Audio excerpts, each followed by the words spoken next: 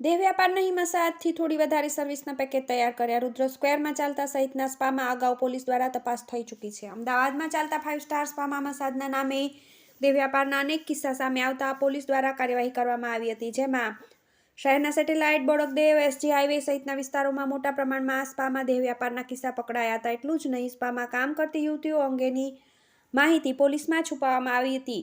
આ અંગે અનેક કિસ્સા પણ નોંધાયા હતા. ત્યારે કેટલાક સ્પાના સંચાલકોએ દેહ વ્યાપાર નહીં પણ સ્પામાં એક્સ્ટ્રા સર્વિસ શરૂ કરી છે, જેના અલગ અલગ પેકેજ પણ બનાવ્યા છે. વસ્ત્રાપુર જજીસ બંગલોઝ રોડ પર આવેલા રુદ્ર સ્ક્વેર કોમ્પ્લેક્સમાં આવેલા સેરેનિટી સ્પા સહિતના સ્પા સેન્ટરમાં મસાજ ઉપરાંતના પેકેજ બનાવ્યા છે, જેમાં આવતા ગ્રાહકોને મસાજની સાથે દેહ વ્યાપારની સુવિધા બિંદાસ રીતે પૂરી પાડવામાં આવે છે. પહેલા આ સ્પામાં યુવક મેનેજર તરીકે બેસતો હતો અને હવે એક યુવતી મેનેજર તરીકે કામ કરે છે, જે અંદર જઈને યુવતી પસંદ કરીને તેની સાથે એક્સ્ટ્રા સર્વિસ નક્કી કરવાનું કહે છે, જે પૈસા એડવાન્સમાં આપી દેવાના.